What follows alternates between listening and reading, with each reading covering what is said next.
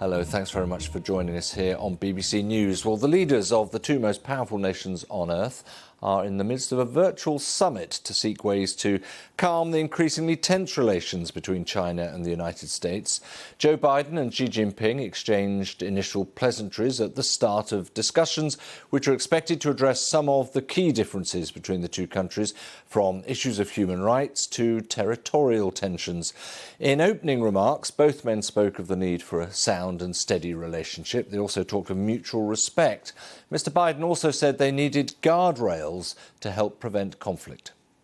And I think it's very important, as I've told other world leaders when they ask about our relationship, is that we have always communicated with one another very honestly and candidly, and we never walk away wondering what the other man is thinking.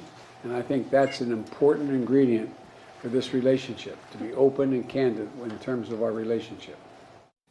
That was a clip of Joe Biden from the very start of their meeting. We're joined now from Montana by Dexter Roberts, Senior Fellow of the Atlantic Council's Asia Security Initiative. Dexter, thanks very much for joining us.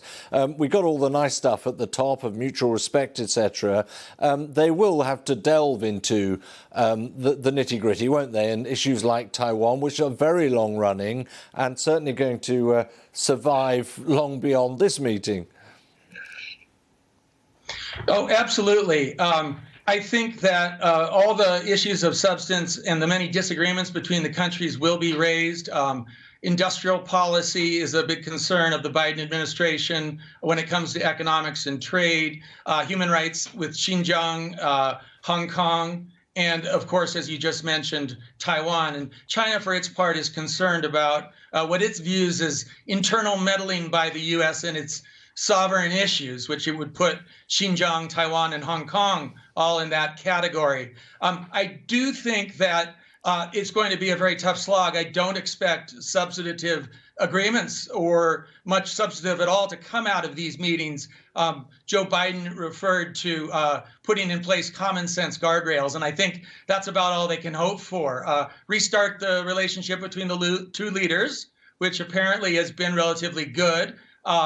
And hopefully meetings between lower level officials will follow after this. I'm interested by the map behind you there, and we're talking about mutual respect, and let's just focus on our own domestic issues. Thank you very much. But it'd be very difficult for the US not to maintain that process of keeping human rights on the table.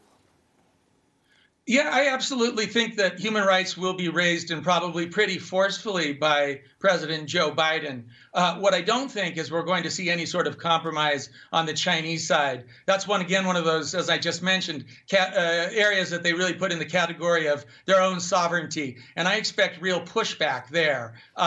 I don't expect any sort of statement from Beijing reassuring in any way when it comes to Xinjiang, Hong Kong, or Taiwan, just to mention three issues. Dexter, can you see areas of compromise nonetheless? I mean, there are plenty of areas to choose from, after all.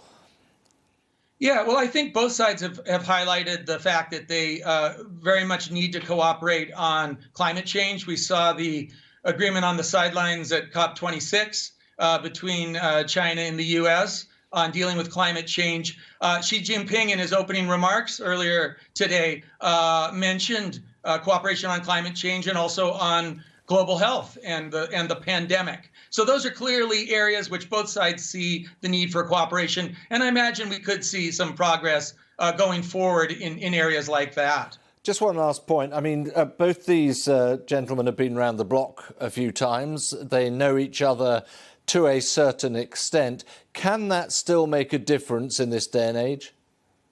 I think it actually really does make a difference. I mean, first of all, the Chinese, I spent many years in China. China puts a lot of stock in relations, human people-to-people relations. I think it means something. Xi Jinping started by referring to Joe Biden as an old friend. And I think, whether or not they're actually friends, I do think that it's important that the two leaders have enough of a relationship where if there is if there is a mistake made, a sudden spike in tensions between the two countries, if one gets on the phone, the other one will answer the phone. And I think that's something that's the sort of thing that that potentially they have room to actually make some progress on today, establishing that leader-to-leader relationship. Okay, Dexter Roberts, thank you very much indeed.